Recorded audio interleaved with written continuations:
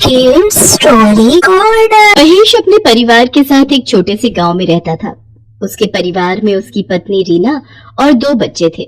महेश अंडे सप्लाई करने का काम करता था। स्वभाव का बहुत ही गुस्सैल और थोड़ा मक्कार किस्म का आदमी था। रीना उसके स्वभाव से बहुत ही परेशान थी। बच्चे भी अपने माता पिता के आने के बाद डरे सहमे से बैठे रहते। ये क्या बनाया है खाने में है? जब देखो रोज दाल बना के रख देती है। जितने पैसे तुम घर में देते हो उससे सिर्फ दाल ही आ सकती है। सब्जी पता है कितनी महंगी है। मुझे नहीं खानी दाल वाल, मेरे लिए ऑमलेट बना के लाओ। रीना बहस करना सही नहीं समझती और रसोई में जाकर ऑमलेट बना लाती है। फिर बच्चों के लिए भी ऑमलेट बना देती है।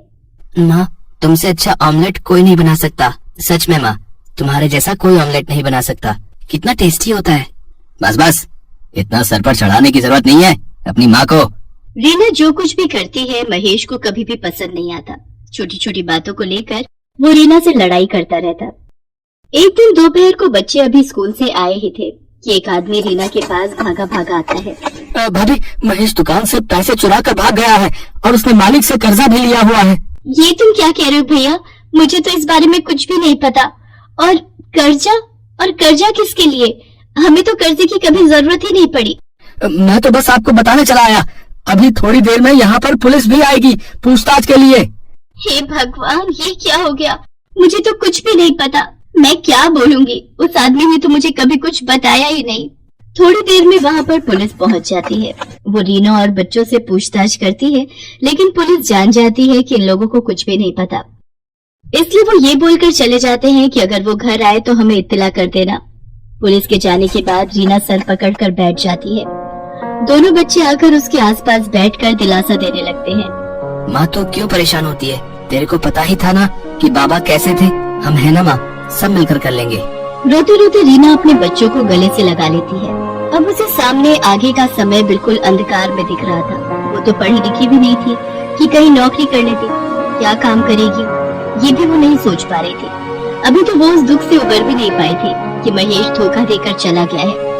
2-4 दिन इसी तरह निकल जाते हैं। मरता क्या न करता। आखिर में रीना को घर से काम के लिए निकलना ही पड़ा, पर उसे समझ में नहीं आ रहा था कि वो आखिर करे तो क्या करे। शाम के समय वो दोनों बच्चों के साथ बैठी होती है कि तभी माँ, बहुत तेज भूख लगी है तो हमारे लिए ऑमलेट बना दे, हम उसी के साथ रोटी खा लेंगे। तभी रीना को एक आइडिया आ जाता है। वो जल्दी से बच्चों के लिए खाना बनाकर लाती है और ऑमलेट बनाने का सामान लेकर आती है। अगले दिन सुबह बच्चों के स्कूल जाने के बाद रीना सारा सामान और अंडे की 2 ट्रे और 2 ब्रेड के पैकेट लेकर बाजार में अपनी एक छोटी सी दुकान लगा लेती है। वो पहली बार इस तरह का काम कर रही थी जिसकी घबराहट उसके चेहरे पर भी दिखाई दे रही थी। तभी 2 अंडे का ऑमलेट बना दो, जरा तीखा बनाना और 2 ब्रेड लगा देना, ठीक है? हाँ जी, अभी लीजिए, मैं बनाती हूँ। रीना फटाफट तवा गर्म करती है और उसके ऊपर ऑमलेट बनाने लगती है। ऑमलेट बनाकर घर की चटनी के साथ उस आदमी को ऑमलेट खाने को देती है। अरे वाह, मैंने इतनी जगह ऑमलेट खाया लेकिन इतना टेस्टी ऑमलेट है मैंने आज तक नहीं खाया भाई। है और चटनी ने तो 4 चांद लगा दिए भाई। कमाल का ऑमलेट बनाती हैं आप। हाँ, कमाल का। रीना उसे धन्यवाद बोलती है। तभी एक और आदमी अपने बेटे के साथ आता है। 2 प्लेट ऑमलेट बना दो, एक में तीखा कम रखना, ठीक है? ऑमलेट खाने के बाद वो आदमी भी ऑमलेट की बड़ी तारीफ करता है। भाई, मैंने तो आज तक इतना परफेक्ट ऑमलेट नहीं खाया है। मिर्च मसाले का तो इतना परफेक्ट बैलेंस है कि वाह भाई वाह, मजा ही आ गया। ये सुनकर रीना के अंदर थोड़ा सा आत्मविश्वास जागता है। शाम तक रीना काफी सारे ऑमलेट बेचकर घर आती है। बच्चे घर पर उसका इंतजार कर रहे होते हैं। अपनी माँ को पहली बार काम से आता हुआ देखकर वो दोनों भागकर अपनी माँ के लिए पानी और चाय बना लाते हैं। माँ तो कितनी अच्छी है, तुझे हमारी कितनी फिक्र है। बाबा ने एक बार भी हम लोगों के बारे में नहीं सोचा और हमें इस हालत में छोड़कर चले गए। बस मेरे बच्चों, पीछे की सारी बातें भूल जाओ और आगे अपना भविष्य देखो। अब हम तीनों को मिलकर अपना आज अच्छा करना है ताकि हमारा भविष्य अच्छा हो सके। माँ, हम भी तेरे साथ शाम को ऑमलेट बनवाने में मदद किया करेंगे। हाँ माँ, हम स्कूल से आकर जल्दी से अपना काम खत्म कर लेंगे और फिर शाम को आपके साथ मदद किया करेंगे। तीनों माँ बेटे बड़े हौसले के साथ अगले दिन से अपना काम और अच्छे से शुरू करते हैं। अब शाम को रीना के पास ग्राहकों की भीड़ लगने लगी। अमित और राहुल ग्राहकों को ऑमलेट सर्व करते थे। अब रीना ऑमलेट ही नहीं बल्कि उबले हुए अंडे और मसाला अंडे, मसाला ऑमलेट, बटर ऑमलेट और अंडा मैगी बनाने लगी। उसके पास अब हर तरह के ग्राहक आते और बच्चों को खासकर अंडा मैगी बहुत पसंद आती है। तीनों माँ बेटा बहुत मेहनत कर रहे थे। देखते ही देखते उनकी दुकान बहुत अच्छी चलने लगती है और आमदनी भी अच्छी होने लगती है। राहुल और अमित सुबह दिल लगाकर पढ़ाई करते और शाम को अपनी माँ की मदद करते हैं। बस माँ, कुछ दिन की बात है, फिर हम लोग अपनी पढ़ाई पूरी कर लेंगे और कहीं ना कहीं अच्छी नौकरी भी करने लगेंगे। भाई मैं तो नौकरी वोकरी नहीं करूंगा, मैं तो बस माँ के काम को आगे बढ़ा लूंगा।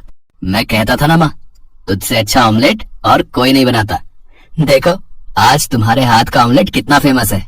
मेरे बच्चों, मैं जानती हूँ तुम सुबह से लेकर रात तक लगे रहते हो, कितनी मेहनत करते हो। देख लेना, एक दिन भगवान तुम्हारी मेहनत का फल तुम्हें जरूर देगा। धीरे धीरे समय बीतता है और रीना के दोनों बच्चे अपनी पढ़ाई खत्म कर लेते हैं। वो अपनी माँ का साथ इसी तरह देते हुए आ रहे थे। राहुल ने तो पहले से ही ठान लिया था कि जैसे ही उसकी पढ़ाई खत्म होगी वो कहीं अपनी छोटी सी दुकान कर लेगा। माँ क्यों ना हम लोग मिलकर एक दुकान ले लें? तुम्हारे ऑमलेट वैसे भी लोगों को बहुत पसंद आते हैं। बरसात भी आने वाली है, कितनी बार भारी बारिश की वजह से हम लोग रेडी नहीं लगा पाते। ये बात तो तूने 16 आने सच कही है। बरसात में कई दिन हमारे बगैर कमाई के ही निकल जाते हैं। माँ राहुल ठीक कह रहा है, कल मैं और राहुल जाकर कोई दुकान देखते हैं, वहीं आसपास ही लोगों को पता चले हम लोगों की एक दुकान भी है। मैं जानती हूँ मेरे दोनों बेटे बहुत समझदार हैं, वो जो भी फैसला लेंगे सही लेंगे। अगले दिन दोनों भाई दुकान देख लेते हैं और किराया देने के बाद वो अपनी माँ के साथ वहाँ पर अपना काम शुरू करते हैं। अब रीना के हाथों का ऑमलेट लोगों को इतना पसंद आने लगा कि लोग दूर दूर से भी वहाँ पर ऑमलेट खाने आने लगे थे। वहीं पास में बच्चों का एक इंस्टीट्यूट खुल गया। अब बच्चे वहां पर आते और सीधा रीना की दुकान पर बैठ जाते। राहुल अमित आज भी अपनी माँ की मदद करते हैं। आंटी, अपने हाथ का सबसे तीखा वाला ऑमलेट बनाना। मेरे लिए तो अंडे वाली मैगी बना देना। तूने कभी आंटी के हाथ की अंडे वाली मैगी खाई है? सच में मजा आ जाता है, इतनी टेस्टी कि पूछ मत। घर पर कई बार ट्राई किया पर आंटी के हाथों जैसा स्वाद कभी नहीं आया। अब मैं ज्यादा नहीं सोचती और मैगी खाने सीधा यहीं चली आती हूँ। रीना को बच्चों के मुंह से अपने खाने की तारीफ सुनकर बड़ा अच्छा लगता है और वो और भी लगन और प्यार से उन बच्चों के लिए अंडे बनाती है। एक दिन रीना सुबह जब दुकान खोलने आती है तो देखती है कि चारों तरफ अफरा तफरी मची हुई है। लोग अपनी अपनी दुकानों से अपना सामान निकाल रहे हैं। अरे भैया जी, क्या हो रहा है? इतना शोर शराबा और ये लोग बाग अपनी दुकान से सामान क्यों निकाल रहे हैं? अरे बहन जी, आप भी अपनी दुकान का सामान जल्दी निकालो। जिस दुकानदार ने ये दुकान किराए पर दी है, यहाँ की सब दुकानें इल्लीगल हैं। हाँ, जिन्हें सरकारी महकमा के लोग बंद करने आने वाले हैं।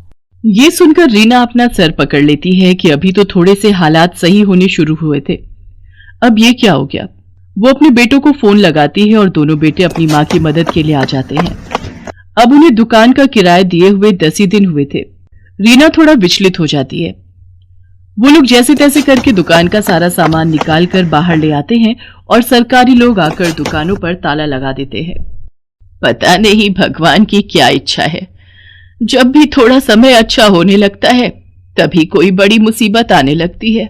माँ तो फिक्र क्यों करती है, हम देख लेंगे, कुछ ना कुछ हो जाएगा। रीना अपने दोनों बच्चों के साथ वापस वहीं फुटपाथ से शुरू करती है जहां उसने पहली बार अंडे की रेडी लगाई थी। जैसा कि रीना को डर लग रहा था कि अब क्या होगा, फिर दोबारा से काम कैसे शुरू होगा, फिर ऐसा रीना के साथ कुछ नहीं हुआ। उसके हाथों का स्वाद लोगों को उसके पास खींच ही लाता है। धीरे धीरे 1 साल का समय बीत जाता है। रीना के हालात बहुत ही अच्छे हो जाते हैं। धीरे धीरे उसके पास थोड़ी बहुत जमा पूंजी भी इकट्ठी हो जाती है, जिससे उसका आत्मविश्वास और बढ़ जाता है और वो अपने काम को आगे बढ़ाने का सोचने लगती है। राहुल को अपनी तरह ऑमलेट बनाना सिखा देती है। अब माँ बेटा दोनों मिलकर दोनों अलग अलग जगह पर दुकान लगाते हैं और दोनों जगह की आमदनी से उनके हालात बहुत ही अच्छे हो गए। अमित ने एक अच्छे से ऑफिस में जॉब कर ली। आखिर में एक गरीब अंडे वाली ने अपने आप का और अपने बच्चों का भविष्य बना ही